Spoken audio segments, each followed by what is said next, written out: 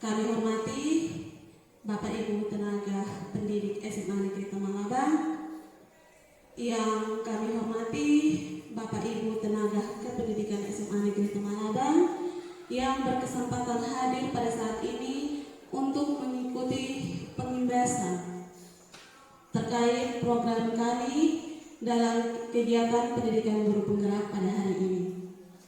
Untuk itu, mari kita mengawalinya dengan doa, dan doa ini saya berikan kesempatan kepada Ibu Dewi untuk memimpinnya.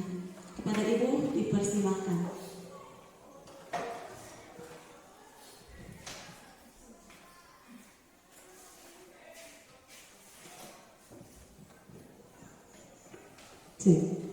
Ya, Bapak Ibu Guru, sebelum kita memulai kegiatan, izinkan saya berdoa menurut agama Kristen Protestan. Mari kita satu dalam doa. Kita berdoa. Ya Allah, ya Tuhan kami, pada kesempatan pagi hari ini kami mau bilang terima kasih untuk cinta-Mu kepada kami semua. Pada saat ini akan melaksanakan kegiatan yang dilakukan oleh kedua hamba-Mu. Diberkatilah semua kegiatan ini dari awal, pertengahan hingga boleh berakhir berdasarkan kasih dan rahmat Kristus. Terima kasih banyak Bapa, ini doa kami, kepadamu kami berdoa. Amin. Baik, terima kasih kepada Ibu Dewi yang telah memimpin kita dalam doa. Selanjutnya saya berikan kesempatan kepada Pak.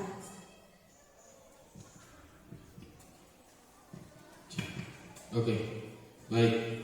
Assalamualaikum warahmatullahi wabarakatuh.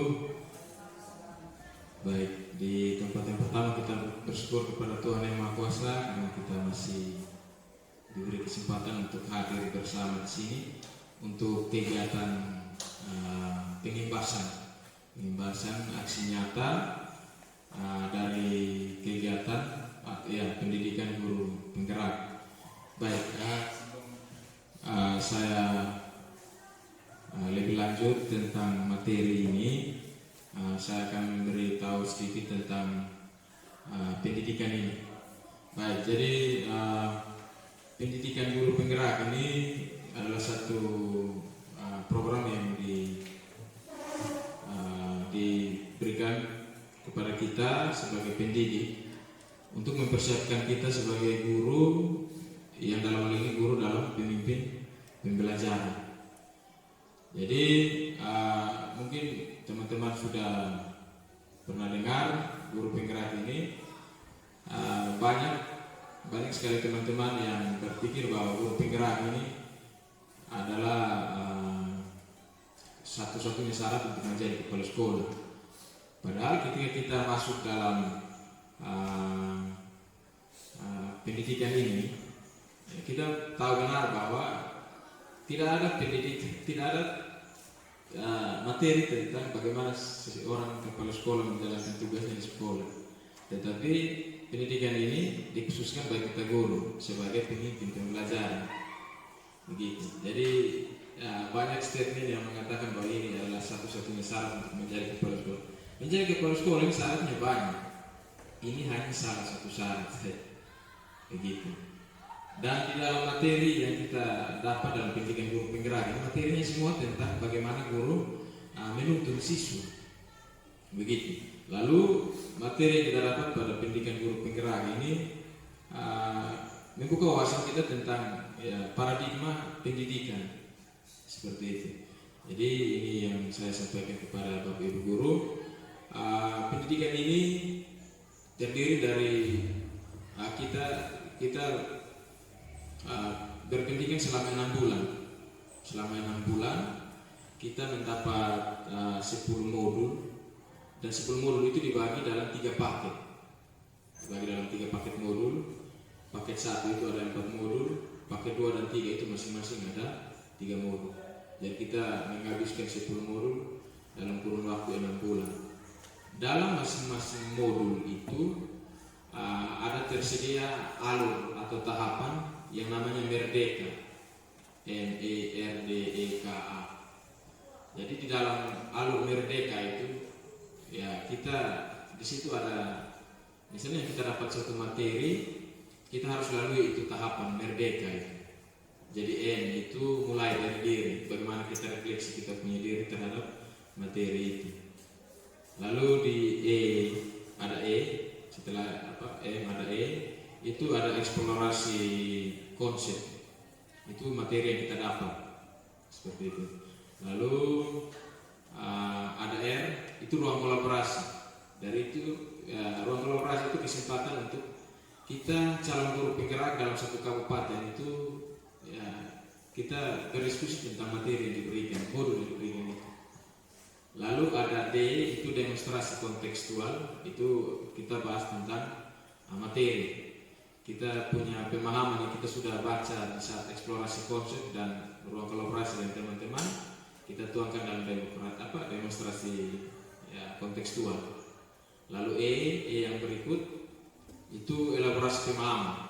Itu nanti ada instruktur dari yang sudah ditentukan oleh badan guru penggerak untuk kita sama-sama bahas tentang materi itu. Kita diberi penguatan seperti itu. Lalu E yang berikut ya itu ya elaborasi pemahaman. K itu koneksi antar materi. Jadi misalnya kita dapat materi 1, materi 2, materi 3, kita sebagai calon guru penggerak kita punya kita diberi kesempatan untuk melakukan hubungan antar materi yang kita dapat. Lalu yang terakhir itu aksi nyata. Nah ini aksi nyata ini yang sekarang kami ada laksanakan ini. Dan kami sudah ada di modul 4.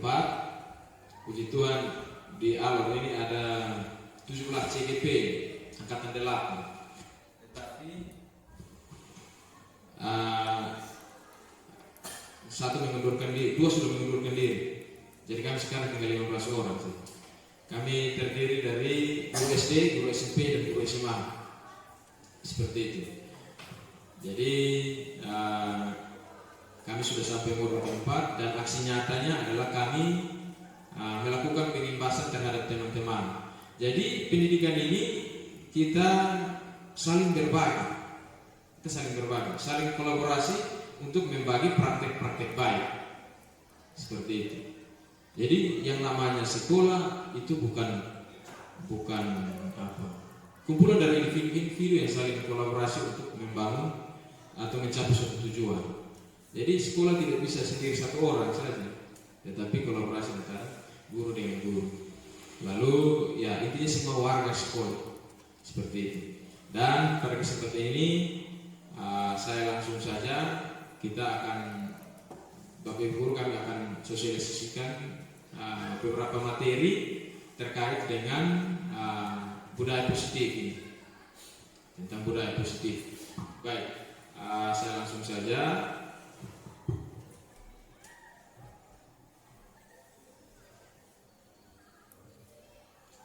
Baik, pada kesempatan ini materi yang akan kami bawakan itu ada 6 materi. Kita bahas bersama. Setelah itu di akhir nanti kita sama-sama Bapak Ibu guru kita di materi ketiga itu keyakinan kelas. Ada di sana. Keyakinan kelas itu nanti kita buatkan aturan atau ya keyakinan dari sebuah kelas.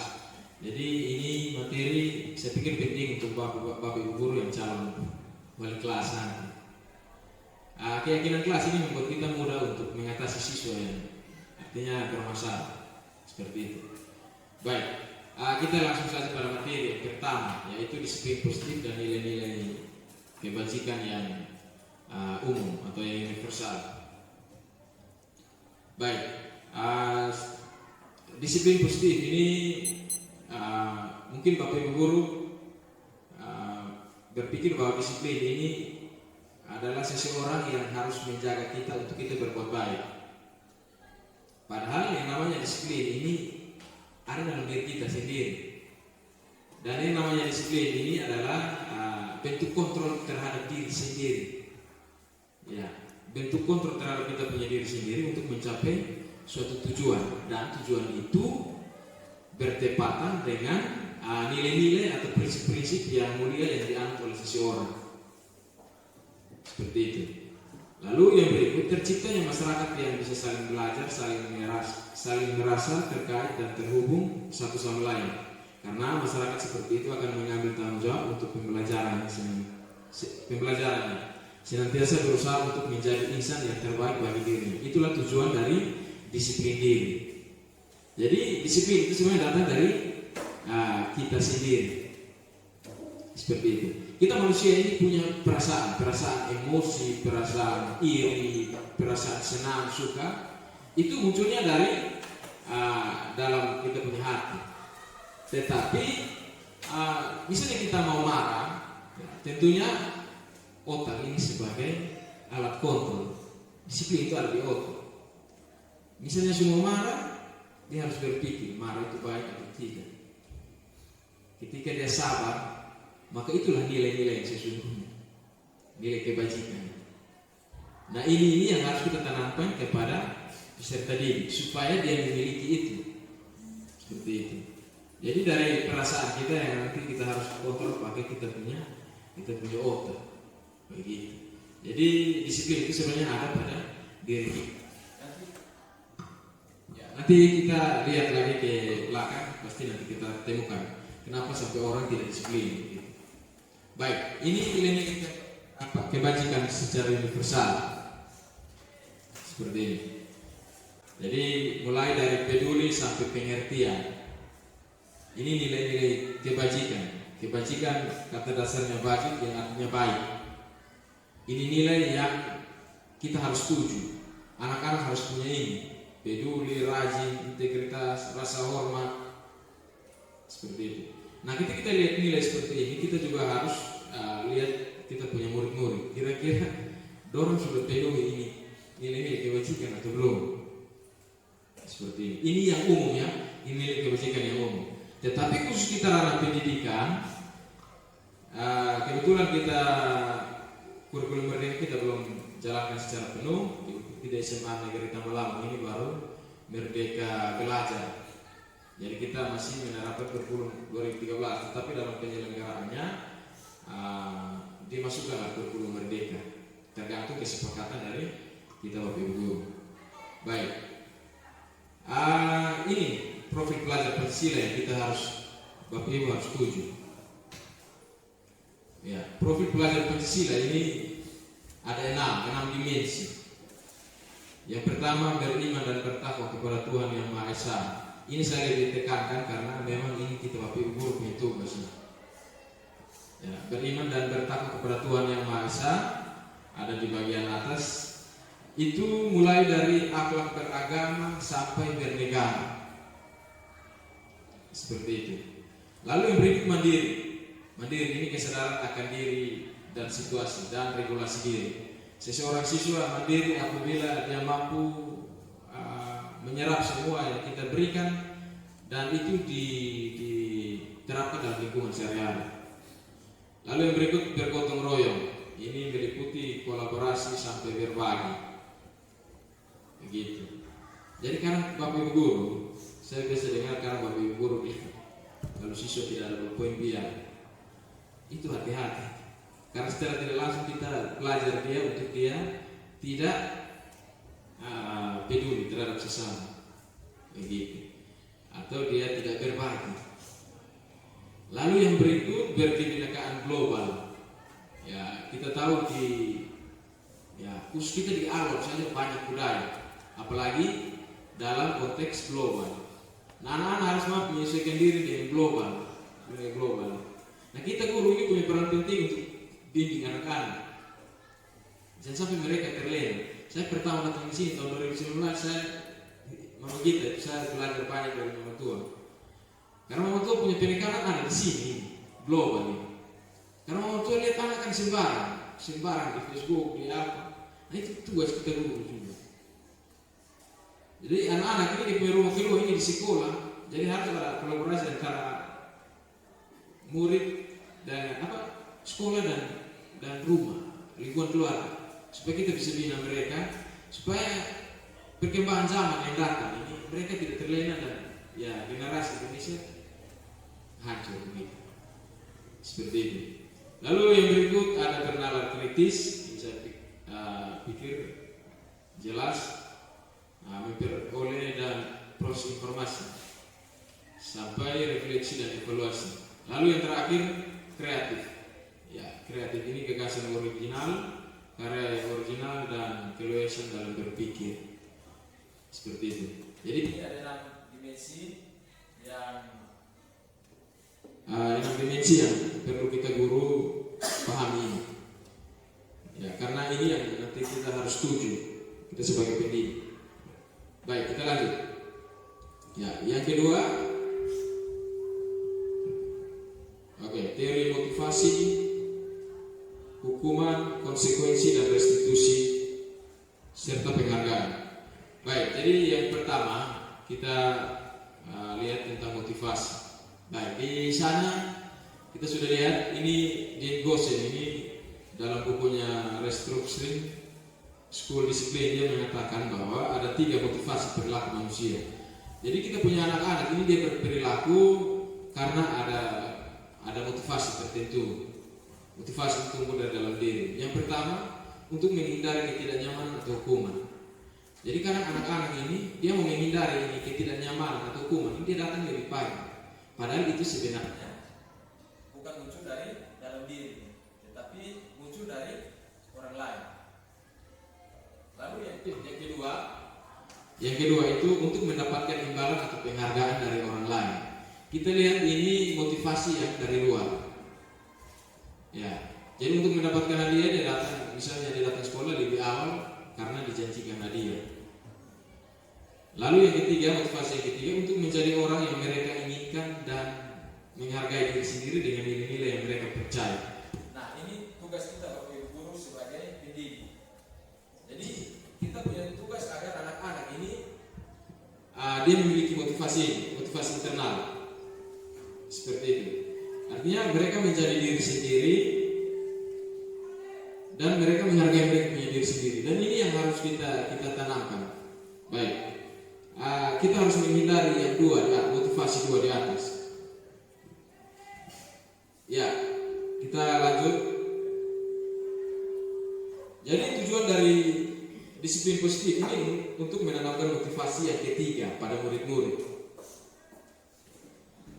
Ya, untuk menanamkan motivasi yang ketiga pada murid, yaitu untuk menjadikan mereka menjadi orang yang mereka inginkan dan menghargai diri mereka sendiri.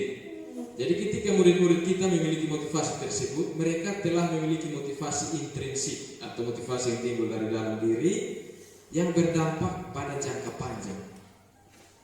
Dan motivasi yang tidak akan terpengaruh pada hukuman atau hadiah. Jadi mereka melaksanakan disiplin atau mereka melaksanakan kontrol terhadap diri mereka karena yang ketiga ini. Begitu. Jadi kita harus hindari yang pertama dan kedua karena itu hanya akan berpengaruh pada jangka pendek. Sedangkan jangka panjangnya ketika tidak ada hadiah, dia akan kembali lagi menjadi siswa yang datang terlambat. Seperti itu. Lalu untuk menghindari hukuman, dia datang lebih pagi, tapi tidak ada hukuman, dia kembali lagi. Jadi kita tugas Bapak Ibu kita ada yang ketiga, menanamkan nilai ini penting untuk mereka. Artinya motivasi itu datang dari diri sendiri. Seperti itu. Oke, lanjut. Ya, ini ada hukuman, konsekuensi dan restitusi. Ini 3 pola pembinaan yang kita harus berikan kepada siswa. Mungkin dari ketiga ini materi lihat sudah ada di tangan Bapak Ibu. Bapak Ibu bisa lihat. Itu perbedaan antara hukuman, konsekuensi dan restitusi. Ya, ada 3. Jadi ketiga ini kita Bapak Ibu guru harus kita refleksi. Kita ada di mana? Kita lebih berat di hukuman, konsekuensi atau restitusi. Kalau kita ada di restitusi atau Ya, kita ada di restitusi atau konsekuensi, maka kita bersyukur. Karena itu yang kita harus pakai. Jadi ketika anak berbuat salah, kita gunakan apa? Hukuman, konsekuensi, atau restitusi. Nah, restitusi ini yang perlu digunakan untuk menyelesaikan masalah yang terjadi pada lingkungan sekolah. Jadi restitusi di sini adalah proses menciptakan kondisi bagi murid untuk memperbaiki kesalahan mereka, sehingga mereka bisa kembali pada kelompok mereka dengan karakter yang lebih kuat. Seperti itu. Lalu untuk membedakan ketiga tindakan, ya Bapak Ibu bisa lihat di printout materi yang ada di tangan Bapak Ibu. Ya, saya kasih contoh satu saja.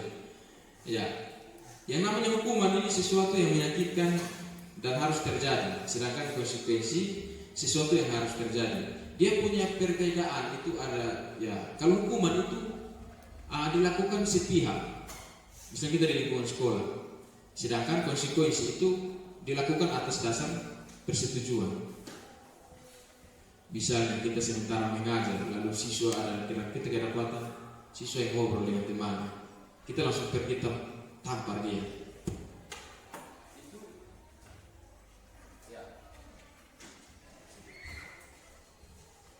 Ya kita langsung pergi tampar. Kira-kira itu masuk hukuman atau konsekuensi? Hukuman. Ya, hukuman.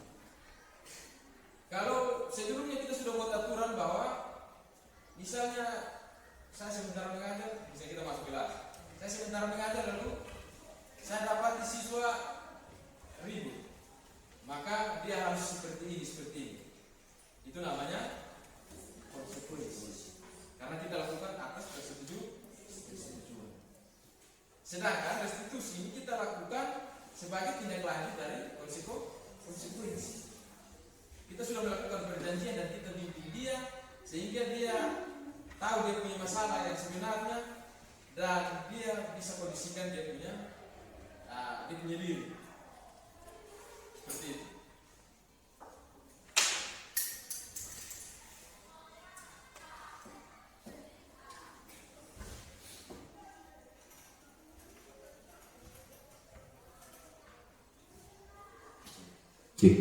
Oke.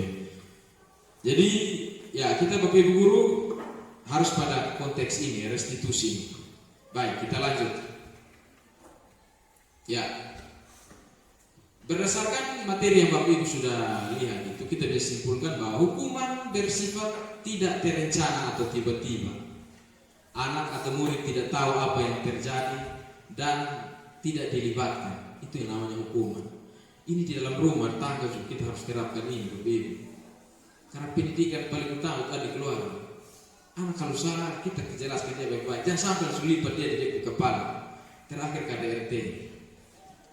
Yang berikut, hukuman bersifat satu arah dari pihak guru yang memberikan dan murid hanya menerima suatu hukuman tanpa melakukan tanpa melalui suatu kesepakatan atau penghargaan dari pihak guru baik sebelum ataupun sesudah. Nah, kita di sekolah kan anak-anak ini kan guru di atas, dia mendapat lipat moral apa jadi terima, kok habis guru.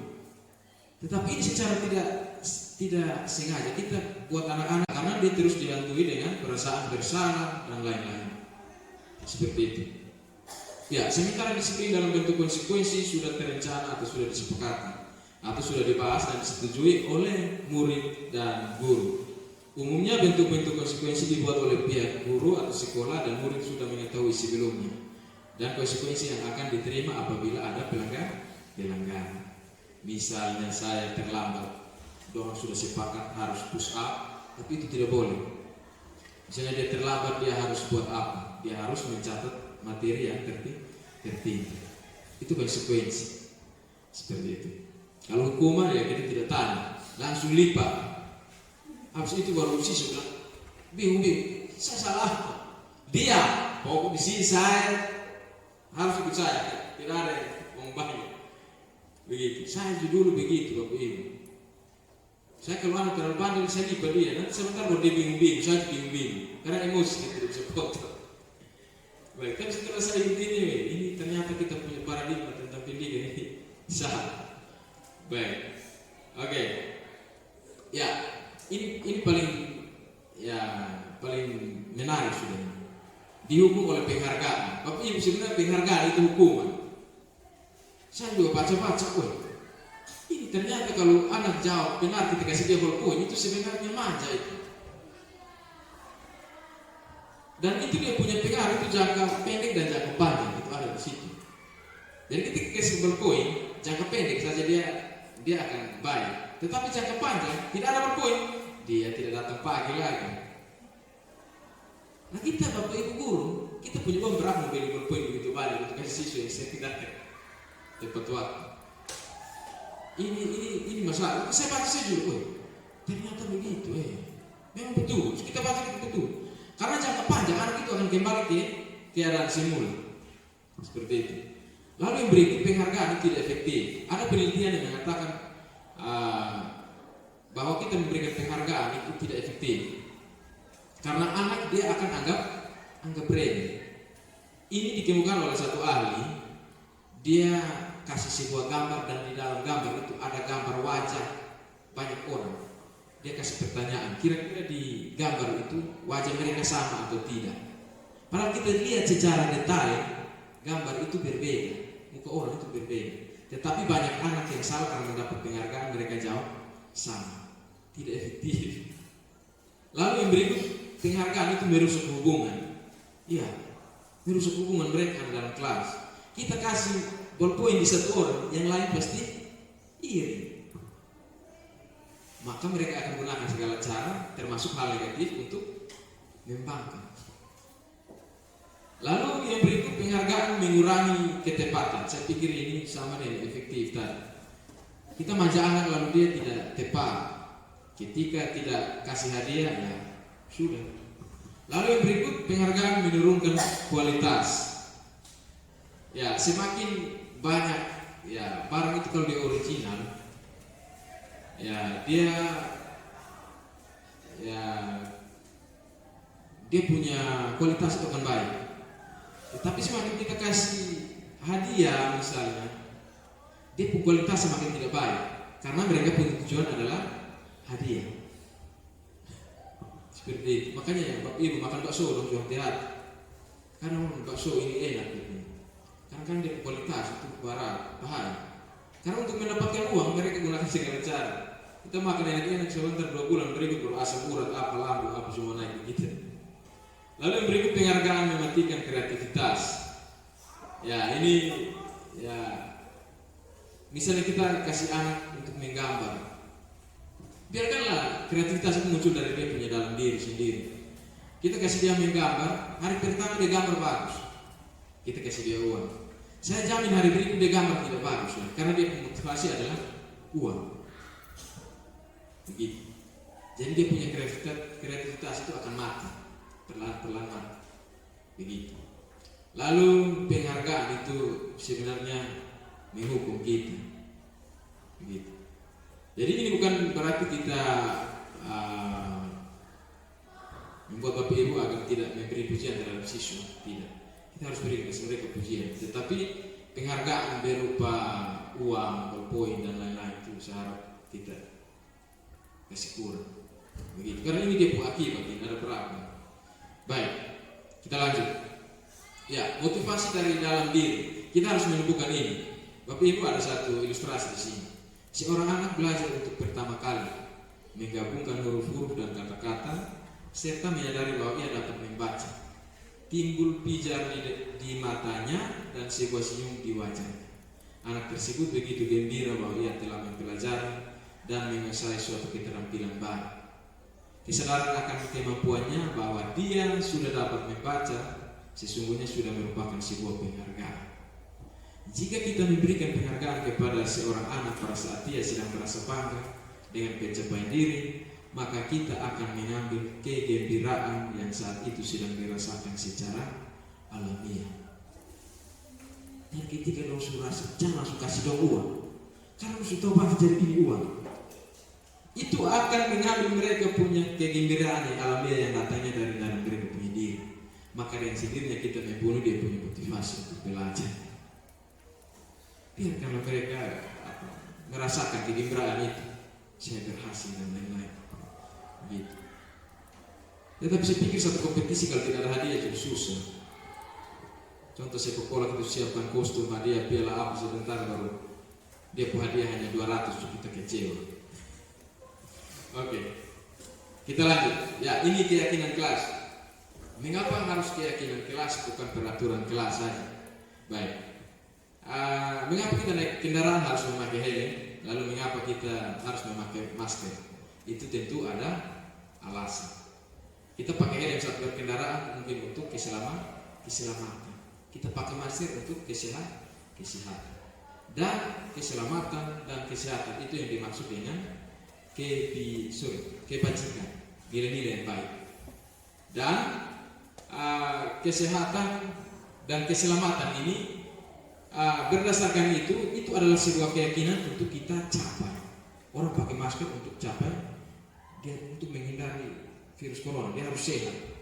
Dan itu harus ada pada dirinya. Dan itu yang namanya keyakinan. Seseorang kalau yakin dia berbuat sesuatu itu karena dia yakin dan pasti akan capai itu tujuan. Dan itu yang harus kita munculkan dari diri anak-anak. Mereka harus yakin. Sehingga lebih tepatnya keyakinan. Ini nanti sementara Bapak Ibu kita ada satu kertas di sana, kita akan praktekkan ini. Saya akan tunjukkan nilai-nilai kebajikan yang ada. Bapak Ibu silakan nanti rumuskan pernyataan positif yang mampu mengembangkan potensi diri anak untuk dia berdisiplin. Ya, ini tahapan menciptakan program kebajikan. Yaitu kita lihat daftar kebajikan yang telah disusun bersama, seperti yang tadi sudah kita lihat.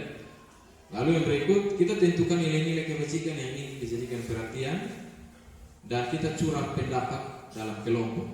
Lalu tahap yang berikut kita sempurnakan berupa daftar nilai kebajikan yang utama, lalu kita bahas kembali dalam kelompok utama. Lalu yang berikut buatlah poster atau media sosial. Ya, lalu kita buat di media sosial tentang keyakinan sekolah atau keyakinan kelas. Jadi Bapak Ibu guru, kalau kita nanti wali kelas, kita buat keyakinan kelas ini berdasarkan nilai kebajikan yang ada. Apa yang baik. Lalu kita bersama dengan siswa-siswa supaya sebentar nanti mereka bilang ini bukan hukuman, kita sama-sama dengan mereka buat. Jadi misalnya saya kasih satu contoh, misalnya menghargai atau toleransi, itu adalah nilai kebajikan. Maka kita tuangkan di bagian sebelah. Kita harus buat apa supaya kembangkan ini nilai toleransi. Lalu kita kembangkan di sebelah menghormati sesama teman dan guru. Itu berkenaan dengan toleransi. Buat keyakinan kelas ini tidak usah banyak-banyak. Kita buat sesuai dengan keadaan. Lalu ketika murid salah, berbuat salah, kita merujuk pada keyakinan itu. Nanti ada sebentar kita nonton video, dan video itu di dalamnya ada tentang keyakinan kelas. Jadi itu membantu kita untuk membimbing anak-anak, menuntun anak-anak, sehingga dia mampu menemukan dia punya kesalahan dan dia mampu perbaiki sendiri. Seperti itu. Oke, kita lanjut. Ya, ini pembentukan keyakinan kelas. Ini nanti sebentar kita langsung praktekkan. Saya pikir Bapak Ibu, saya tidak terlalu menggurui Bapak Ibu guru. Bapak Ibu guru pasti top dia punya pemahaman. Kita lanjut. Ya, ini satu contoh yang saya garis bawahi di situ, kalimat negatif yang kita buat dalam keyakinan kelas ini. Ya, misalnya itu kalimat negatif, jangan berdiri di kelas atau koridor. Lalu kalimat positifnya, berjalanlah di kelas atau koridor. Contoh dari saya, menghormati sesama teman. Itu adalah kalimat positif. Kalimat negatifnya kurang lebih dilarang berkata kotor terhadap teman. Karena kata dilarang. Jadi kata yang kita timbulkan itu harus bermakna positif. Seperti itu. Itu kita bisa dapat bedakan motivasi yang pertama dan yang kedua itu ternyata motivasi yang berasal dari luar diri atau eksternal. Dan motivasi yang ketiga itu adalah motivasi yang berasal dari dalam diri anak tersebut atau dalam diri manusia.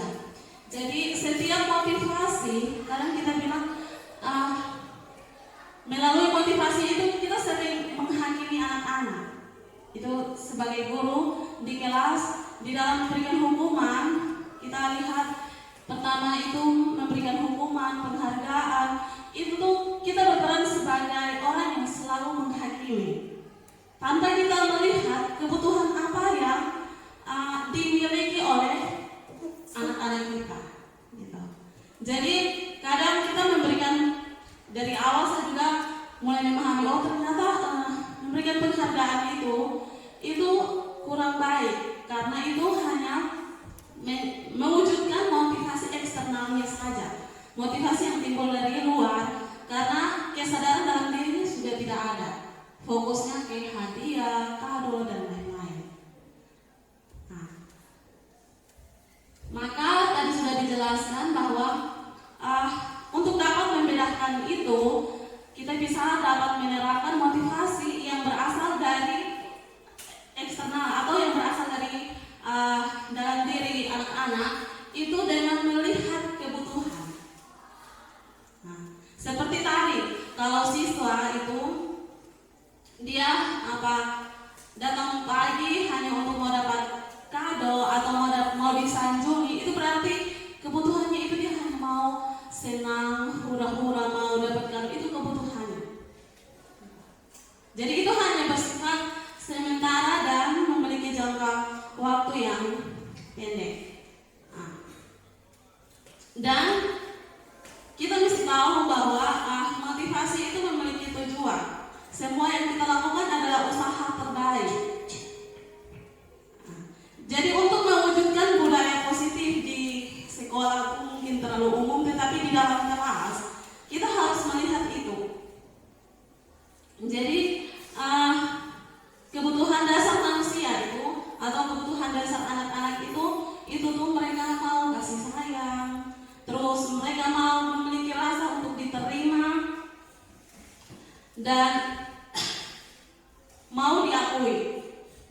Saat kita berdiri di kelas sebagai guru, kita dapat melihat, oh mana siswa yang sok, artinya cari perhatian. Oh ternyata dia mau, yang dia butuhkan adalah perhatian kita, yang dia butuhkan adalah kasih sayang kita. Terkadang kita menghakimi dia itu di kelas yang sok, tapi di luar kelas tidak. Ternyata itu kebutuhan eksternal, bukan kebutuhan internal. Karena dia harus mewujudkan yang namanya kita sebagai manusia, khususnya anak-anak, dorang harus mewujudkan itu kebutuhan. Apalagi anak SMA itu, kalau mereka mau untuk dianggap ada, merasa untuk diterima, itu akan bikin segala cara. Jadi tadi nilai-nilai kebajikan itu yang pertama. Tugas kita adalah menuntun anak-anak untuk memiliki budaya positif. Nah, untuk mewujudkan budaya positif ini, kita harus melihat, kita harus menciptakan keyakinan keras. Dan di dalam menciptakan keyakinan keras itu, tadi Pak Nelson bilang keyakinan keras itu hanya berupa pernyataan. Satu pernyataan yang singkat tetapi punya makna yang luar biasa. Yang berikut kebebasan. Jadi kebutuhan untuk bebas itu dimiliki oleh anak-anak, seperti anak-anak mau mandiri, otonomi, memiliki pilihan dan mampu mengendalikan arah hidup. Jadi dengan kebutuhan kebebasan yang tinggi, maka meningkatkan pilihan. Mereka perlu banyak bergerak, suka mencoba-coba, tidak terlalu terpengaruh orang lain, dan senang mencoba hal yang baru dan menarik. Yang berikut itu kesenangan. Jadi ternyata kesenangan itu juga kebutuhan. Jadi orang mau senang itu hanya untuk mau senang itu banyak hal yang membuat. Seperti yang terjadi di dalam kelas. Kita anak-anak dong tuh kalau senang, dong rasa puas kalau dong mengganggu. Ternyata itu bagian dari kebutuhan. Jadi kebutuhan akan kesenangan adalah kebutuhan untuk mencari kesenangan, bermain, tertawa dan sebagainya. Terkadang kita sebagai guru kita ada mengajar pertengahan, mengajar bahwa anak-anak orang ada ribut berganggu, kita mulai menghakimi dong dengan cara itu tidak tanya lagi langsung tampar. itu tuh motivasi memberikan hukum. Ternyata itu mereka sedang menjawab kebutuhan kesenangan. Jadi untuk dapat melihat kebutuhannya mereka tadi nilai-nilai kebajikan. Jadi di saat kita membuat keyakinan keras dengan memperhatikan nilai kebajikan, kita tidak hanya bilang kita buat sendiri. Terkadang hukuman itu dia bersifat satu arah. Biasanya hukuman itu dia dapatnya dari guru saja. Pi langsung tampar, memang mungkin ada anak memang salah, jadi ditampar. Karena kita selama ini punya pemahaman begitu, dia tampar, jadi dia salah, jadi kita tampar. Padahal tanpa kita tahu dia punya kebutuhan tersendiri yang kita sebagai guru memiliki tugas dan tanggung jawab untuk menuntun dia memenuhi melalui nilai-nilai kebajikan tadi. Jadi untuk mewujudkan budaya positif itu kita harus memperhatikan itu semua. Yang berikut restitusi. Nah, restitusi ini kita bisa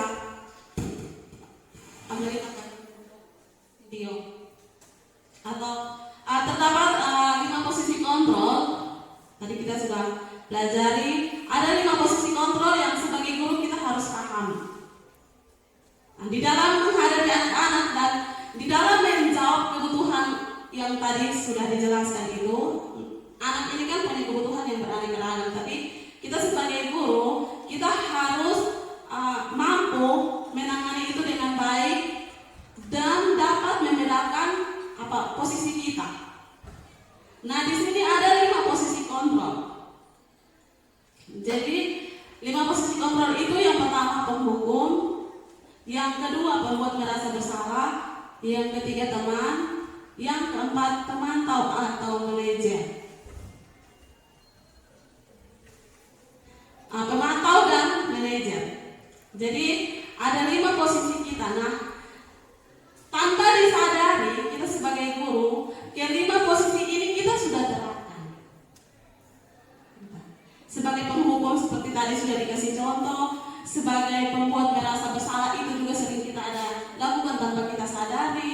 Terus kita sebagai pemantau kita hanya pantau saja.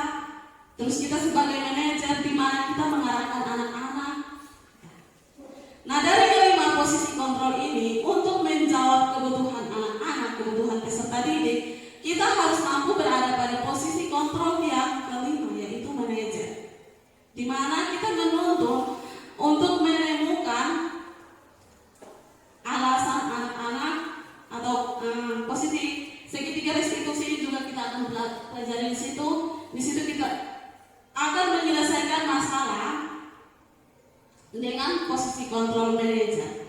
Jadi sebagai manajer kita akan menyelesaikan masalah yang dihadapi oleh anak-anak itu dengan segitiga restitusi.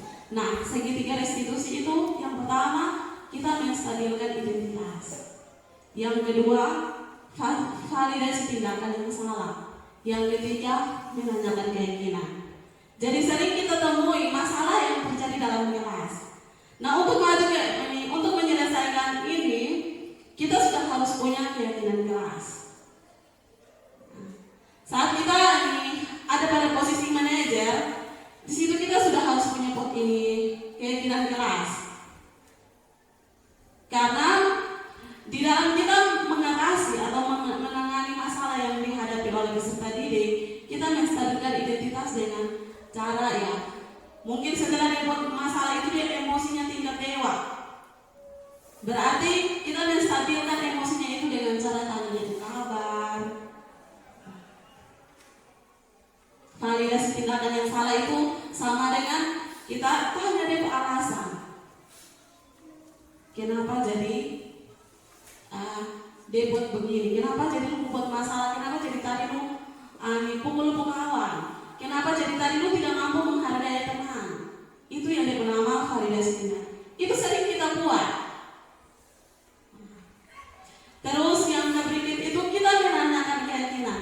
Karena sebelumnya kita sudah punya keyakinan, berarti di tahap ini kita menanyakan keyakinan. Oh, kalau ini kamu buat kegaduhan di kelas, itu kamu tidak menghormati teman, tidak menghormati teman-teman di kelas, atau tidak menghormati guru yang mengajar. Apakah kamu sudah patuhi keyakinan kelas atau belum? Pasti dia jawab bilang tidak.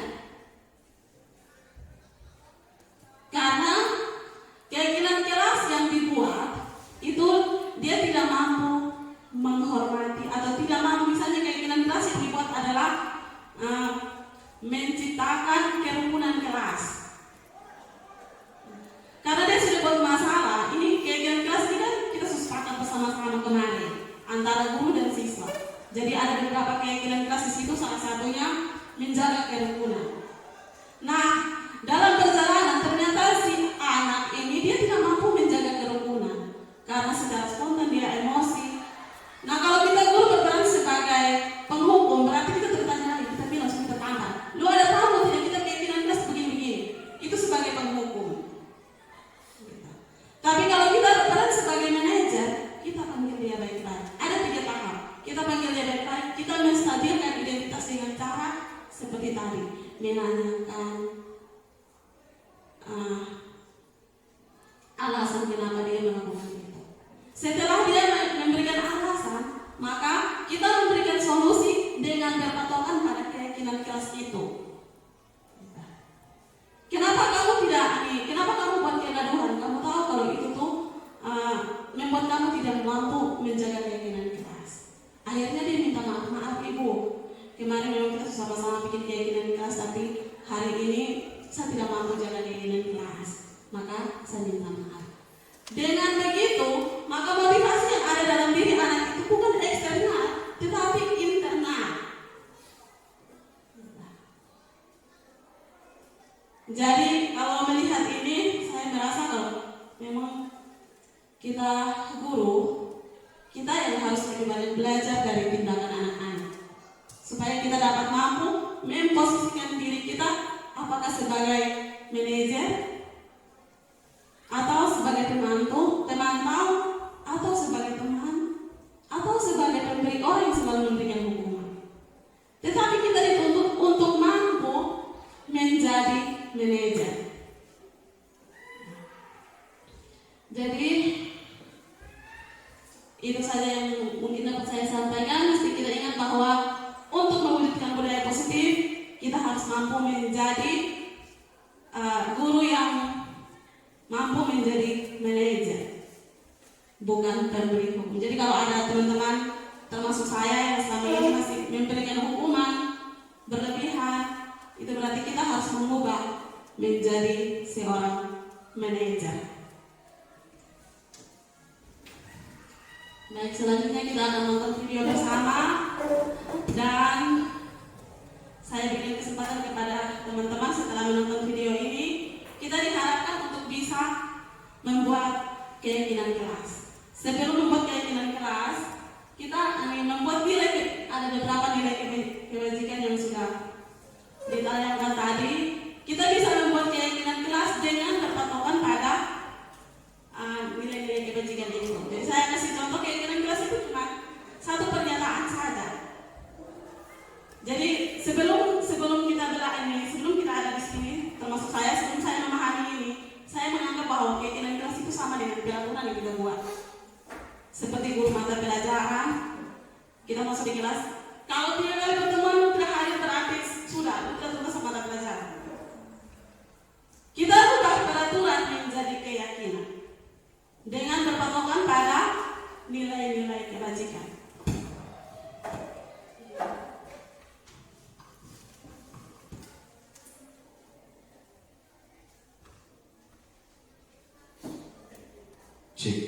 Baik, kita akan nonton video bersama.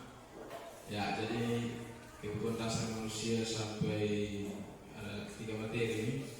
Ya, ada buat salah karena memang dia pusat kebutuhan tidak terpenuhi, makanya dia buat salah. Ya, jadi kebutuhan manusia itu ya ada 5 yang sudah disebutkan. Jadi kebutuhan ini tidak dipenuhi sehingga dia buat sifat arogan. Kita sebagai guru, kita punya cek kita punya posisi kontrol untuk atasi siswa. Jadi dari posisi kontrol kita lihat di video, semoga kita Bapak Ibu guru ada di posisi manajer. Tapi kalau masih ada di penghukum dan pembuat merasa bersalah, kita tidak refleksi diri. Karena kita membuat anak merasa bersalah, sesungguhnya itu adalah penjajahan yang paling menyiksa batin. Anak bisa bunuh diri. Banyak sekali kejadian-kejadian anak bunuh diri karena tertekan dan turun. Merasa bersalah. Hati-hati lebih. Oke, lalu dari segi 3 institusi ini kita menyelesaikan masalah dengan menggunakan 3 tahapan.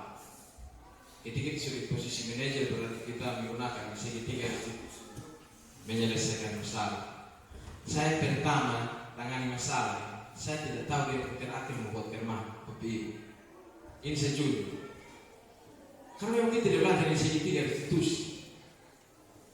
Dan ini saya baru belajar ini. Ternyata selama ini anak-anak datang kita bingung dia, kita buat apa dia? Paling kita lipat dia, nah itu tujuan terakhir dari mengadili dia, itu lipat dia 2 kali dan dia pulang. Tanpa dia tahu dia buat salah apa. Oh ini saya belajar. Jadi 3 institusi menurut kita menyelesaikan masalah dengan benar-benar anak. Dia mengerti itulah dia kesalahan. Dan itu betul-betul dari dalam dirinya, dan dia sendiri yang perbaiki, dia sendiri yang berjanji berdasarkan keyakinan kelas yang sudah kita buat. Baik, kita langsung nonton video. Kita nonton video.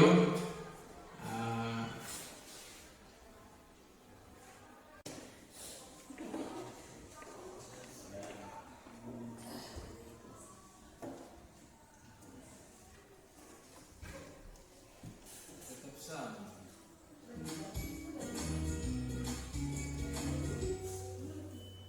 Salam bahagia Ibu dan Bapak Guru hebat.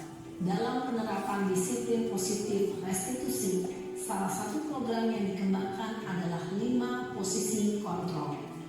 5 posisi kontrol dalam restitusi adalah proses perjalanan seorang pendidik agar dapat mengenali dirinya. Pada video kali ini, kita akan membahas tentang 5 posisi kontrol yang dikembangkan oleh Diane Gosser dan contoh penerapannya.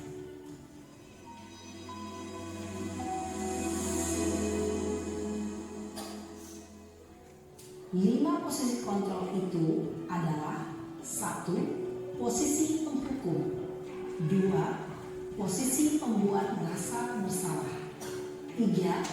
Posisi teman, 4. Posisi pemantau atau monitor, dan 5. Posisi manajer. Untuk lebih memahami kelima posisi tersebut, mari kita saksikan kasus Naren yang terlambat hadir 20 menit di sekolah dan melihat bagaimana kelima posisi kontrol dalam menghadapi masalah tersebut.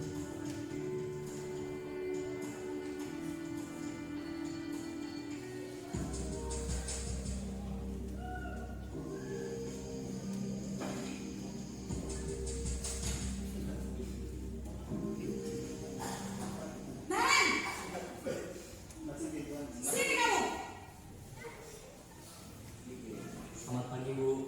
Selalu terlambat. Kamu deh, pasti terlambat.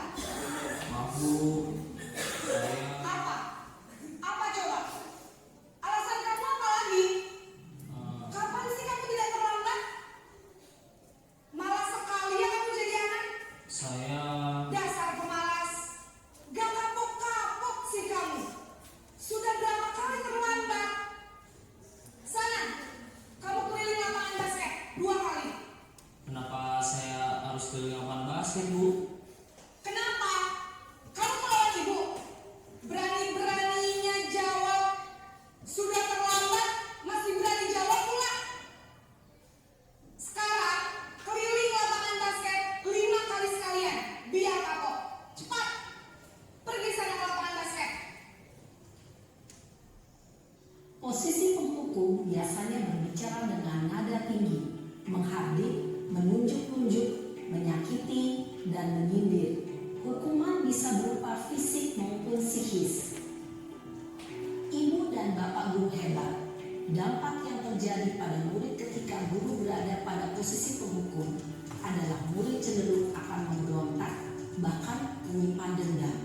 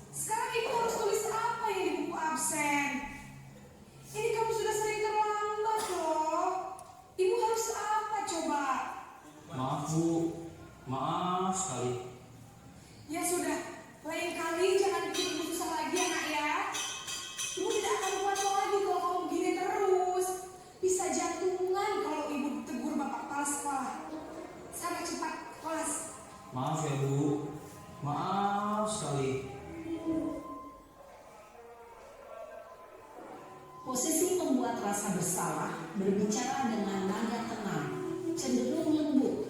Namun kata-kata yang diutarakan membuat murid merasa menjadi orang yang gagal, memandang buruk dirinya sendiri, merasa tidak berharga, dan tidak sanggup membahagiakan orang lain.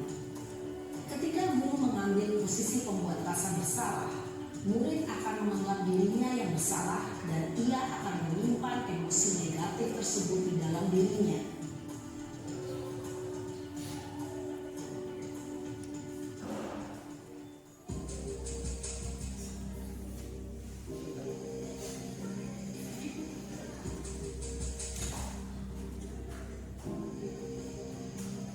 Naren,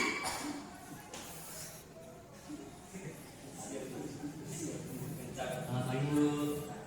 wah, sudah jam berapa ini nak? Terlambat lagi ya sayang. Iya Bu, habis ibu saya membangunkan saya Bu. Kamu malah menyalahkan ibu kamu. Kamu bukannya anak yang larinya paling kencang. Kok terlambat sih? Iya Bu, saya memang terlambat bangun tadi. Jadi biarpun saya lari kencang, tetap gak kejar Bu. Ya sudah sana. Nanti lain kali larinya lebih kencang lagi ya. Biar gak terlambat lagi. Bikin seneng ibu. Demi ibu. Bisa kan? Bisa lah Bu. Ya sudah sana masuk kelas. Ibu beresin urusan absen kamu. Kamu ini ada tes saja. Dalam posisi teman, guru berbicara dengan nada suara ramah, akrab, cenderung bersenda gurau untuk menjaga suasana tetap santai. Murid akan merasa senang, aman, dan akrab dengan guru. Identitas yang tercipta adalah identitas sukses atau berhasil. Namun, perlu diingat, karena ini masih dorongan eksternal, maka ada faktor ketergantungan dari murid kepada orang tertentu. Di sini guru absennya, sehingga di lain waktu murid bisa berperilaku baik, namun hanya kepada orang-orang tertentu saja. Berapa? 10? 1, 2.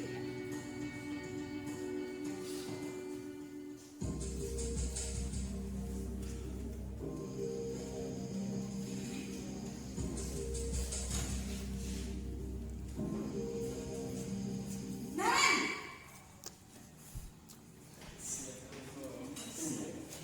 Selamat pagi Bu. Naren, apa peraturan sekolah kita tentang jam berapa kita harus masuk sekolah, nak? Kita harus di sekolah jam 7 Bu. Iya betul, sekarang sudah jam 7.20. Naren sudah tahu konsekuensinya jika terlambat hadir. Paham Bu, saya harus tinggal kelas pas jam istirahat selama 20 menit. Iya benar, konsekuensinya demikian. Jadi nanti jam 9.30 pas istirahat, kamu harus tinggal di kelas, kerjakan tugas tambahan untuk ketertinggalan kamu, ya? Baik Bu. Posisi pemantau mengandalkan penghitungan atau data untuk mengontrol murid. Guru mengarahkan murid berdasarkan peraturan dan konsekuensi. Seorang pemantau menunjukkan bahasa tubuh dan ekspresi wajah yang datar dan cenderung formal.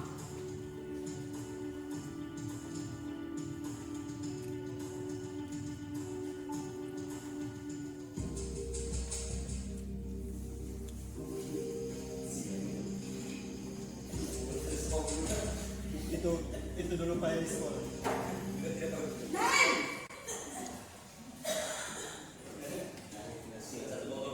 Selamat pagi Bu. Selamat pagi Naren. Maaf Bu, saya terlambat. Iya, sekolah masuknya jam 7, sekarang sudah jam 7.20. Jadi sekarang bagaimana ini Naren? Maaf Bu, saya lupa setel alarm saya semalam. Baiklah, menurut kamu, keyakinan sekolah yang mana yang perlu kamu tingkatkan? Menghargai diri sendiri dan orang lain mungkin ya Bu. Setuju. Jadi, apakah Naren meyakini prinsip saling menghormati tersebut? Iya Bu, saya meyakininya. Apakah Naren bersedia memperbaiki masalah keterlambatan ini? Bersedia Bu. Bagaimana kamu akan perbaiki masalah keterlambatan ini? Saya akan coba untuk tidak lupa menyetel alarm saya, Bu. Baik, kalau Naren lupa menyetel alarm di rumah, ada orang yang kira-kira bisa bantu mengingatkan tidak? Ada, Bu. Kakak saya, Kak Emma. Ada lagi selain Kak Emma? Selain Kak Emma, ada ibu saya. Baik, jadi yang mengingatkan Naren adalah Kak Emma dan ibu kamu ya? Kira-kira akan mulai set alarm kapan, Naren? Setelah pulang sekolah, akan segera saya lakukan. Baik, jadi Naren akan setel alarm untuk bangun besok pagi dan akan diingatkan oleh kakak dan ibu dan Naren ya. Ada lagi yang mungkin perlu dilakukan Naren agar tidak terlambat bangun lagi. Tidak ada, Bu. Baik Naren, terima kasih untuk kerjasama kamu. Sekarang kamu perlu kembali ke kelas untuk belajar. Baik, Bu. Terima kasih. Posisi manajer adalah posisi kontrol yang disarankan untuk membimbing murid memiliki sikap disiplin yang positif, yaitu murid yang mandiri, bertanggung jawab, dan dapat memecahkan masalah. Tujuan dari posisi ini adalah agar murid dapat berefleksi atas tindakannya. Guru akan dengan tulus memberikan pertanyaan-pertanyaan bermakna, sehingga membuat murid dapat belajar dari kesalahannya dan mencari sebuah solusi untuk menyelesaikannya. Ibu dan Bapak guru hebat, setelah mengamati adegan kelima posisi kontrol tadi, kira-kira posisi mana yang paling ideal? Posisi mana yang dapat menunjang motivasi intrinsik murid? Ya, tentu posisi manajer. Posisi ini memang posisi ideal yang ingin dituju setiap pendidik. Pada posisi inilah, guru dapat menerapkan disiplin positif yang berpihak pada murid, yang memerdekakan murid. Perjalanan seorang pendidik tentunya tidak mudah untuk sampai pada posisi seorang manajer. Namun, tujuan kita pasti, yaitu menciptakan murid-murid yang mandiri, merdeka, dan bertanggung jawab. Semoga penggambaran 5 posisi kontrol yang telah diperlihatkan ini dapat menjadi ajang refleksi bagi kita semua agar dapat terus mengasah dan menerapkan disiplin positif yang memerdekakan murid. Mari terus berlatih dan bersemangat. Selamat menerapkan. Salam dan bahagia Ibu dan Bapak guru hebat.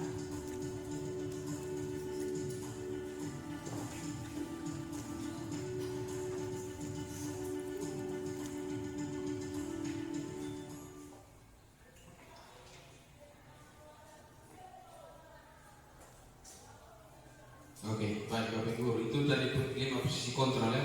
5 posisi kontrol kita sebagai guru jika menyelesaikan masalah. Jadi kita, Bapak Ibu, kita silakan refleksi kita ada di posisi yang mana.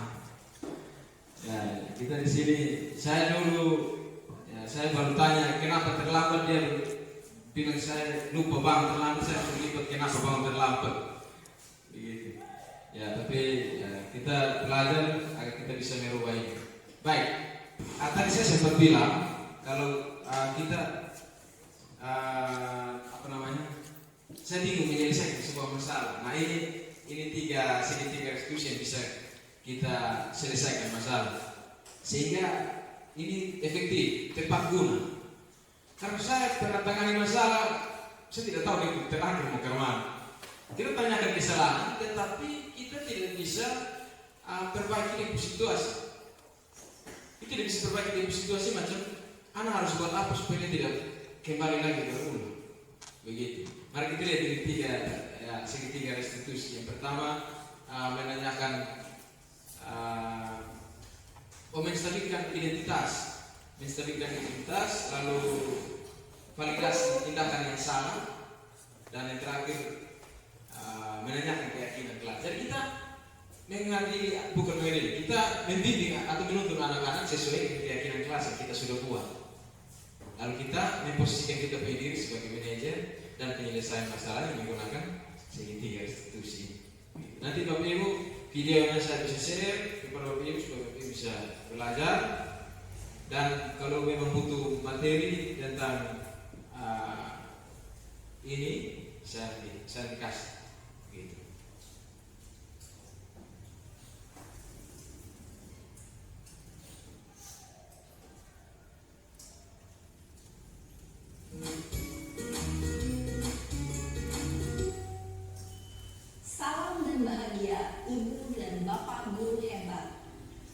video kali ini kita akan membahas tentang salah satu program disiplin positif yang diterapkan di lingkungan sekolah yang dikenal dengan nama restitusi.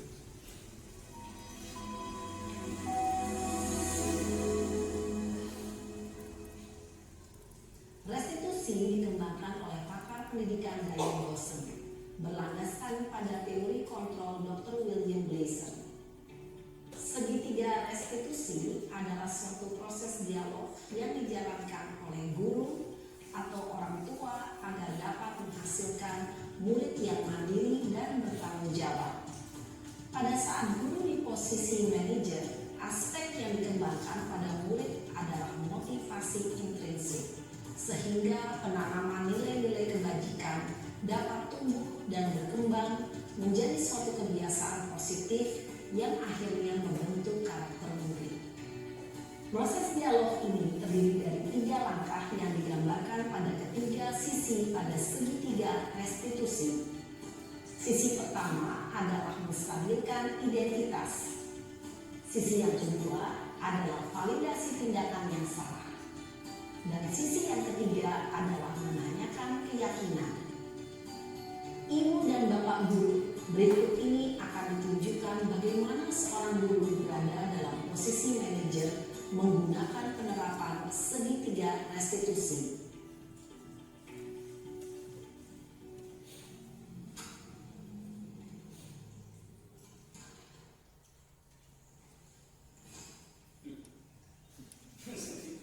Siang sana. Siang Pak. Sudah lama nggak ketemu sana. Kenapa hari ini ada di sini? Kesel Pak, kesel banget. Masa aku dikatain tukang fitnah Pak? Ya aku marah lah. Aku balik katain Eka di depan kelas. Kesel banget. Oh begitu. Ya pasti kamu marah dan kesal. Bapak juga akan marah apabila ada yang menuduh Bapak seperti itu. Kemudian pada saat itu kamu mau melakukan apa? Ya saya harus matain Eka lah Pak. Kesel banget. Saya bentak-bentak dia depan teman-teman lain. Oh begitu. Pasti kamu melakukan seperti itu karena suatu alasan tertentu bukan? Iyalah, masa saya diam saja Pak? Ya saya bela diri lah. Masa saya dituduh tukang fitnah? Ya wajar lah. Mempertahankan harga diri itu sesuatu yang penting buat kamu. Untung kamu tidak bertindak lebih gegabah lagi. Hanya membentak-bentak. Iya Pak. Untung saya masih bersabar dan hanya meminta saja. Sudah gemes padahal, saya pasti bela diri lah. Ya pasti ya. Tapi kamu memilih untuk tetap bertahan dan bersabar. Kamu memilih untuk tidak berbuat lebih parah lagi bukan? Iya. Nah, sekarang coba kita lihat lagi tindakan kamu yang bentak-bentak Eka di kelas. Tindakan kamu itu kira-kira sesuai dengan keyakinan kelas atau prinsip kamu tidak? Enggak lah Pak. Capek Pak jadi pemarah. Jadi keyakinan atau prinsip mana yang kurang sesuai dengan keinginan kamu? Ya, saya sebenarnya sangat menghargai orang lain. Mungkin saat itu saya menjadi emosi, jadi tidak menunjukkan sikap itu. Kamu meyakini tidak? Menghargai orang lain itu penting buat kamu. Yakinlah Pak. Iya, setuju. Kita harus saling menghargai. Namun, ada juga keyakinan yang kita sepakati yang perlu kita jalankan apabila kita sedang marah, kan? Ya saya bisa lebih proaktif, mulai dengan diri sendiri. Saya bisa jadi lebih bersabar, mengambil waktu jeda untuk berpikir mau apa selanjutnya. Kira-kira kamu bersedia memperbaiki masalah ini tidak? Bersedia Pak. Kalau kamu memperbaiki masalah ini, kamu akan menjadi orang seperti apa? Saya akan menjadi orang yang bertanggung jawab kali ya Pak. Dan senantiasa proaktif. Iya, menurut kamu bagaimana rasanya menjadi orang seperti itu? Ya nyaman lah, bangga bisa bersabar dan menahan diri. Baiklah kalau begitu. Yuk kita pikirkan bagaimana memperbaiki masalah ini.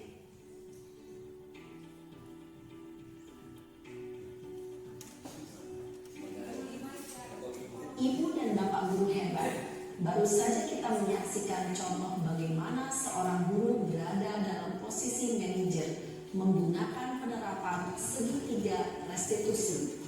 Mari kita bahas satu persatu.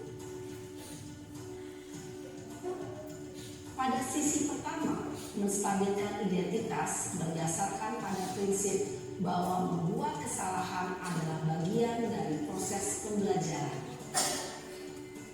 Sisi pertama dari segitiga ini berperan menggeser identitas murid dari identitas gagal ke identitas sukses. Murid yang sedang bertingkah laku yang tidak pantas atau menarik diri saat itu sedang mengalami identitas gagal. Bila kita mengkritiknya, maka posisinya tidak akan berubah. Kita bisa mengajukan pernyataan-pernyataan ini. 1. Membuat kesalahan sesuatu yang wajar. 2. Manusia tidak ada yang sempurna. 3. Kita bisa memperbaiki masalah ini. 4. Saya tidak menanyakan kesalahannya. Saya lebih fokus bagaimana memperbaiki masalah ini. 5. Apakah saat ini kamu tengah menjadi orang yang baik untuk dirimu sendiri? Pada sisi kedua, validasi tindakan yang salah berlandaskan pada prinsip bahwa setiap perilaku berupaya memenuhi suatu kebutuhan tertentu. Guru yang telah memahami teori kontrol akan bergeser dari pemikiran stimulus respon menjadi proaktif dan mencoba untuk mengenali tujuan dari perilaku murid. Mengenali dan mengakui kebutuhan murid ini dapat memperbaiki hubungan dengan murid tersebut. Pernyataan atau pertanyaan bisa disampaikan dengan nada suara tidak menghakimi atau memojokkan, sehingga dapat mengembalikan murid pada posisi positif. 1. Kamu bisa saja bertindak lebih gegabah lagi dari ini. 2. Kamu bukan melakukannya tanpa suatu alasan tertentu. 3. Kamu melakukannya karena mempertahankan sesuatu yang penting bagimu. 4. Mungkin kamu bisa mempelajari suatu perilaku baru yang lebih efektif. Bersediakah kamu mempelajarinya? Selanjutnya, kita akan simak sisi terakhir, yaitu menanyakan keyakinan. Teori kontrol menyatakan bahwa pada dasarnya kita termotivasi secara intrinsik. Pada saat perilaku yang salah telah divalidasi dan identitas sukses telah stabil, maka murid telah siap menaikkan keyakinan-keyakinannya dengan tindakannya yang salah dan pemikirannya telah bergeser ingin menjadi orang yang dituju. Pertanyaan-pertanyaan ini dapat menaikkan keyakinan-keyakinan yang diambil murid. 1. Sebagai keluarga atau kelas, apa yang kita yakini? 2. Nilai-nilai apa yang telah kita sepakati? 3. Seperti apa gambaran sebuah kelas yang ideal bagi kamu? 4. Kamu ingin menjadi orang seperti apa?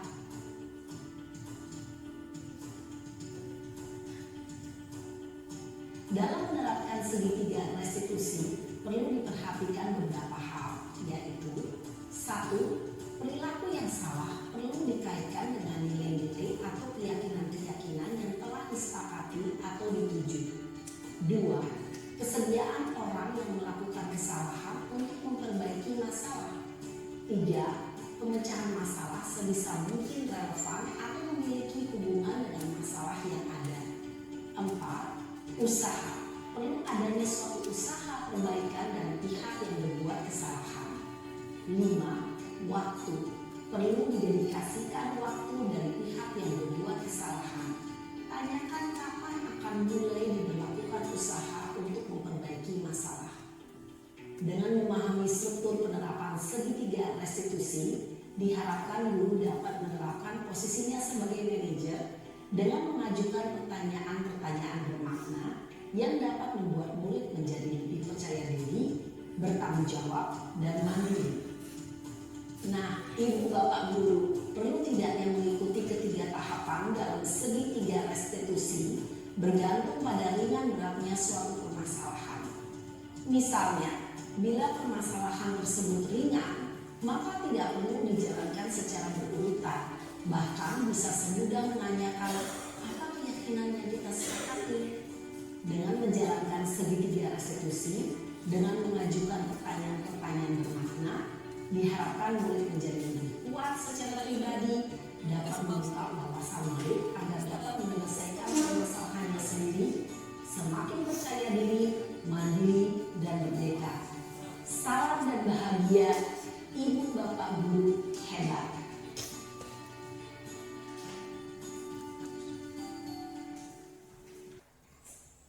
Baik, Bapak Ibu, kita akan sama-sama untuk buat keyakinan kelas. Kita buat keyakinan kelas sebagai bentuk dari hasil akhir dari pertemuan kita pada hari ini.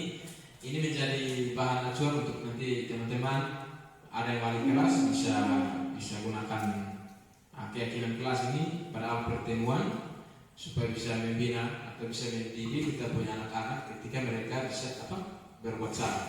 Tentunya dengan memposisikan diri sebagai manajer dan menggunakan segitiga restitusi dalam penyelesaian masalah seperti itu. Jadi pada kesempatan ini Bapak Ibu guru mungkin ada keyakinan kelas yang perlu Bapak Ibu sampaikan.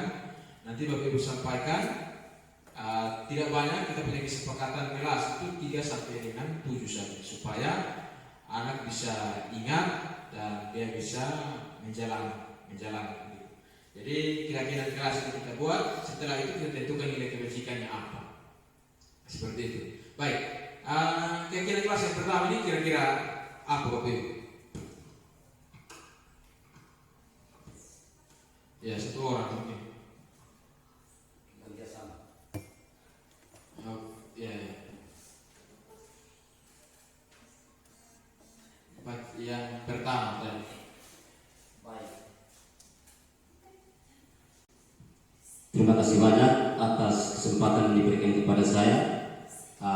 Menyangkut dengan keyakinan kelas itu, yang pertama tanggung jawab ya untuk menjalankan suatu kerjasama dalam satu kelas begitu. Salah satu contoh seperti aksi nyata. Terima kasih. Oke, baik. Ya, mantap. Baik, mungkin Bapak Ibu guru yang lain. Oke.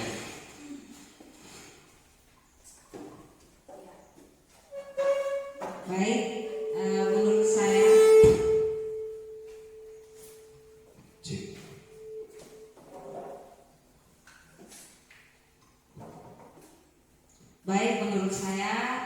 keyakinan kelas itu yang pertama siswa harus hadir tepat waktu.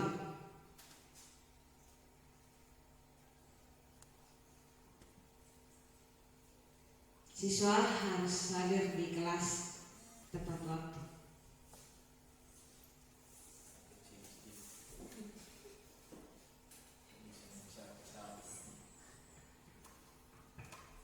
Oke.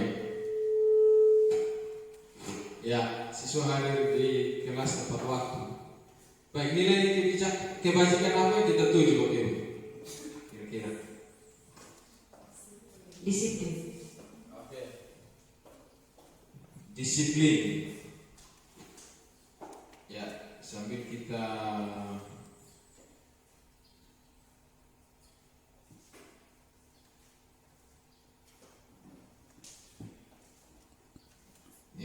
disiplin. Baik, yang kedua, keyakinan kelas yang kedua. Ya, tadi disiplin waktu ya, disiplin waktu. Yang kedua, mungkin Bapak Ibu. Iya, mungkin dari saya siswa harus saling menghargai pendapatnya teman. Menghargai pendapat teman.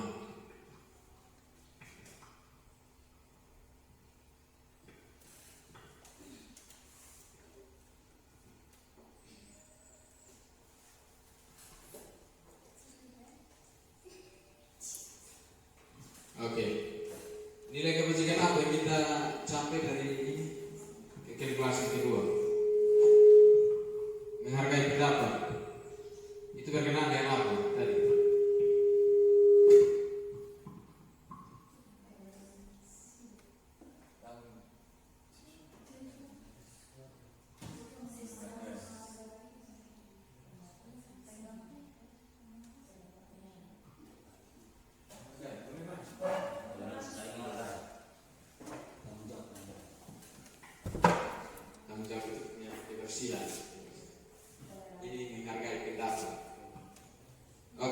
toleransi ya. Oke, toleransi. Menghargai. Toleransi. Oke. Yang ketiga. Baik, yang ketiga itu siswa wajib memakai seragam sesuai ketentuan pakaian seragam di sekolah. Siswa wajib memakai seragam sesuai ketentuan pakaian seragam di sekolah.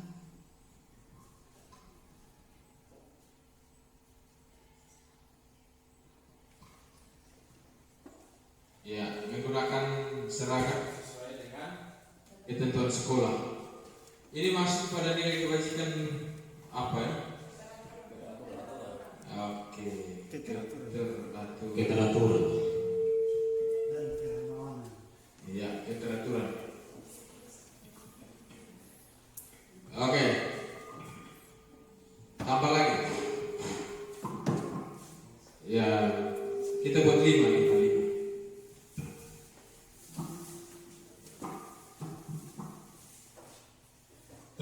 Baik.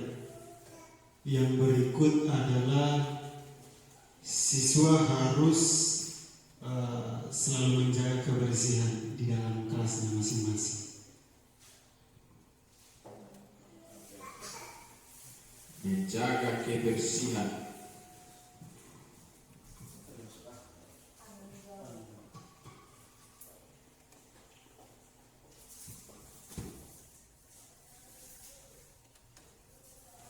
Oke, nilai kebajikannya Tanggung jawab. oke, tanggung jawab. Baik, tanggung jawab.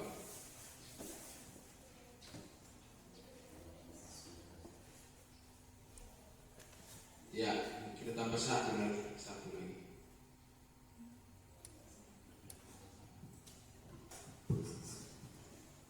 Ya, yang kelima itu menyalakan handphone di dalam kelas kecuali diperlukan. Oke.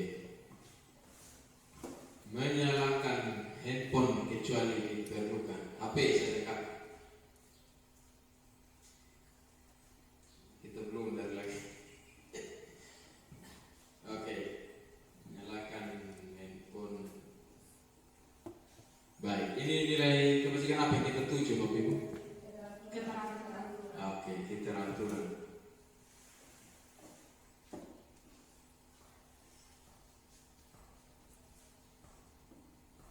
Oke, cukup 5 saja. Oke, memang tidak boleh sampai 100 karena nanti anak-anak juga tidak bisa hafal. Dia tidak tahu dia buat kesalahan yang mana. Seperti itu. Baik Bapak Ibu. Ini merupakan contoh keyakinan kelas yang nanti bisa Bapak Ibu nanti kita terapkan di lingkungan kelas atau lingkungan sekolah terhadap siswa-siswa kita. Apabila kita menjadi wali kelas, mungkin ini kita pakai cara ini supaya bisa membuat keyakinan kelas dan bisa memimpin siswa, dan ketika ada permasalahan kita bisa selesaikan dengan menggunakan posisi kontrol kita sebagai manajer, dan tentunya menggunakan segitiga restitusi dalam menyelesaikan masalah seperti itu. Baik Bapak Ibu Guru, saya pikir kita telah sampai pada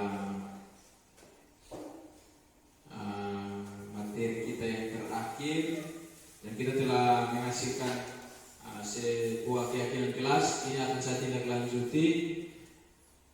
Saya akan buatkan dalam bentuk video mungkin, dan ini bisa kita share di grup sekolah dan menjadi acuan bagi Bapak Ibu Guru yang akan jadi wali kelas. Ini contoh keyakinan kelas. Jadi saya pikir hari ini kegiatan kita pasti hasilnya yang ini. Hasilnya yang ini, kesepakatan kita nanti saya share di grup untuk kita sama-sama belajar. Baik Bapak Ibu Guru, sebelum kita akhiri,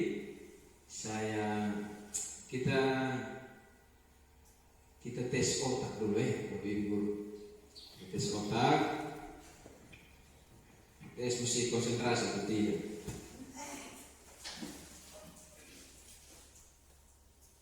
Ya, ada satu permainan. Ini bisa kita pakai juga dalam kelas. Kita permainan. Kita ini namanya hangman puzzle. Begitu. Ini permainan. Nama-nama Bapak Ibu mau nama-nama negara atau nama-nama kabupaten yang ada di NTT? Kabupaten supaya gampang ya. Bisa. Bapak Ibu silakan pikirkan apa kabupaten yang ada di NTT. Oh sorry, saya masuk ulang saja.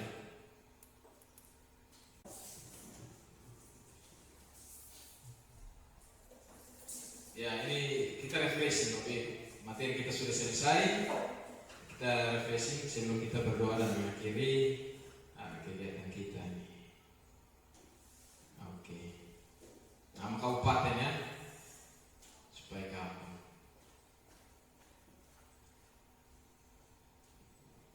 Ya ini mesti login. Kalau dia, baik. Ini 4 huruf saja. Bapak Ibu silakan pilih huruf atau langsung sebut nama kabupaten tidak apa-apa. Supaya saya ketikkan. Halo ya. Wah luar biasa. Sekarang 4 nah. Kita tes. Oke. Pasti halo.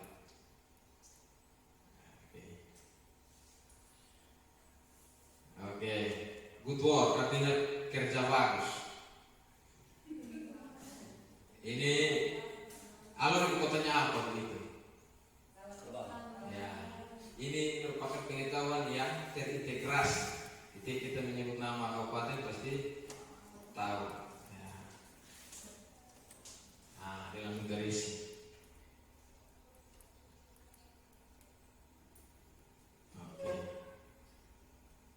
Ya, betul. Ini yang kita susah sudah ini.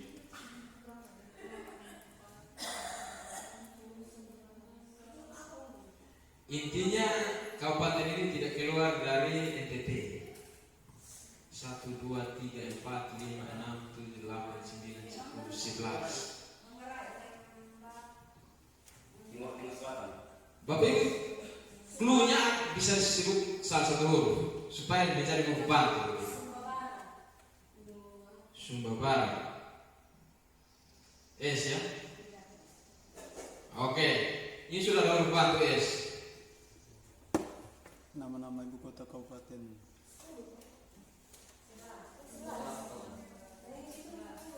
Sudah ada S. Coba. Salah. Tidak ada. Kita punya kesempatan tinggal yang berkali. Huruf itu dulu.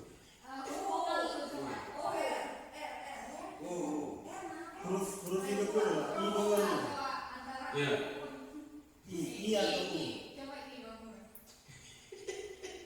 Hati-hati yo. Oh.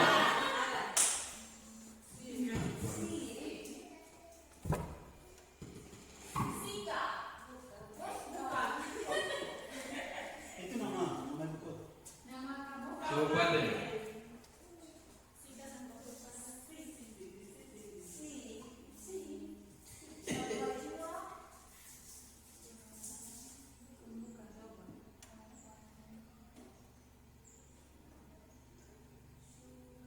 Bisa ulang. Ya. Coba U.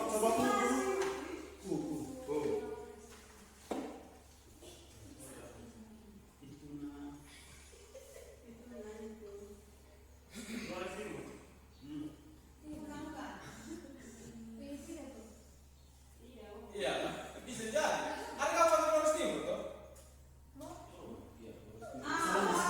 Bukan.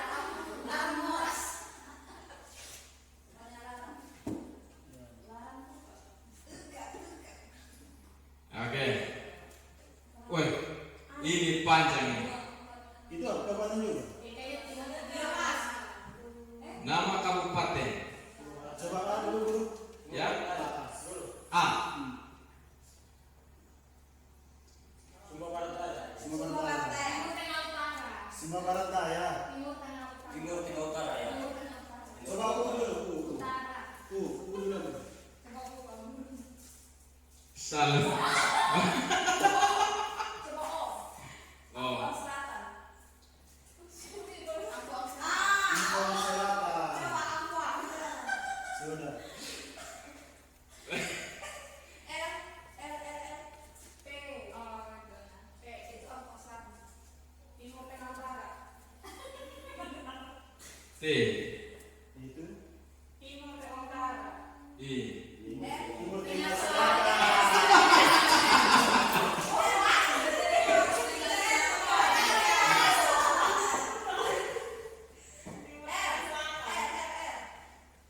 Sudah. Timur Leste. Timur Tengah Selatan. Ya.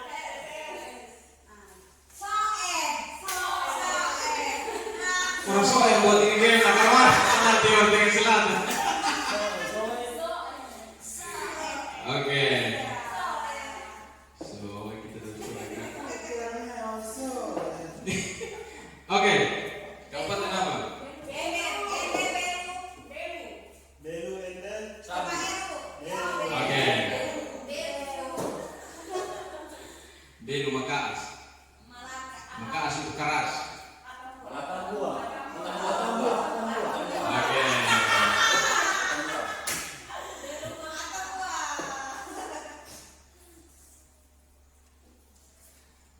Ya. Oke. Sampai habis. Tinggal satu. Adu lalu.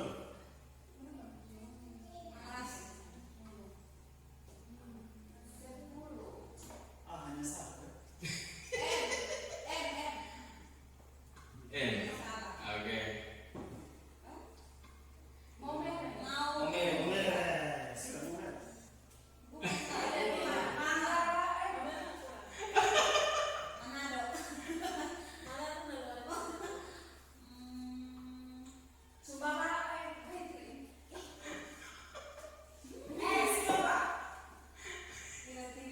Sumba Timur. Oke. Sumba Timur. Oh. Oke.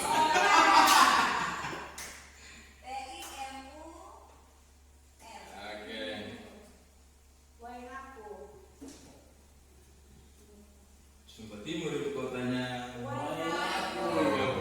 Luar biasa. Kita tepuk tangan dulu.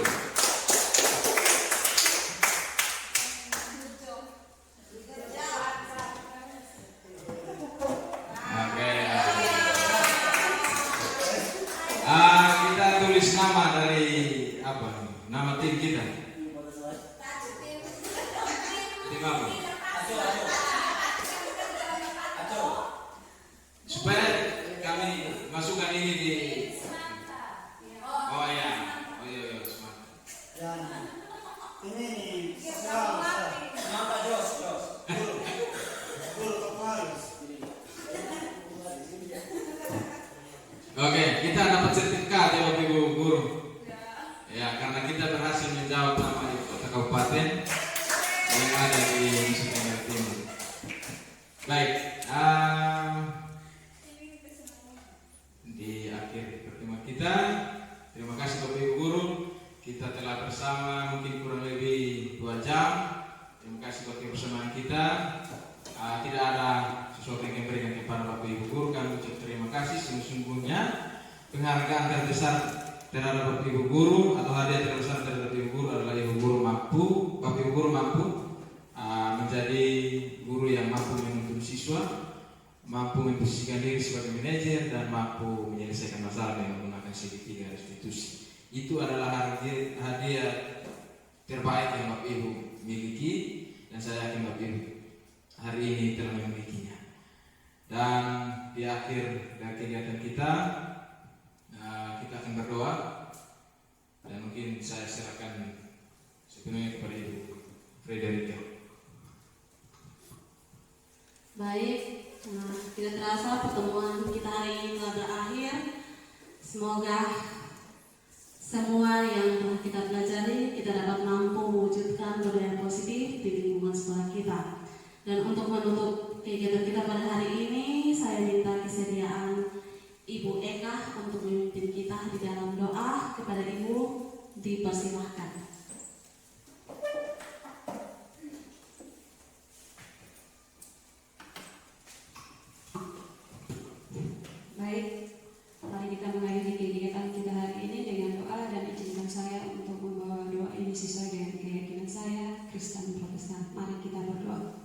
Ya Allah Bapa kami dalam kerajaan surga, segala puji dan syukur kami naikkan ke hadapan hadirat-Mu atas izin dan kasih-Mu. Engkau telah menuntun bersama dengan kami dari awal kegiatan hingga berakhir dengan penuh sukacita. Terima kasih Tuhan atas penyertaan-Mu, tidak dapat kami balas. Semuanya itu hanya mengucapkan syukur yang kami naikkan ke hadapan hadirat-Mu.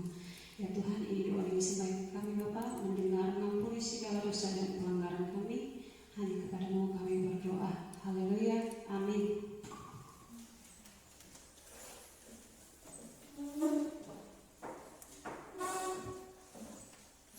Oke. Biasa di mana-mana terakhir itu ini bukan makan ya, kita foto. Kita foto bersama. Terima kasih Bapak Ibu. Ya, Bapak Ibu sudah bersama-sama dengan kami. Di sesi terakhir kita foto ya. Kita foto sama-sama. Oke. Sudah.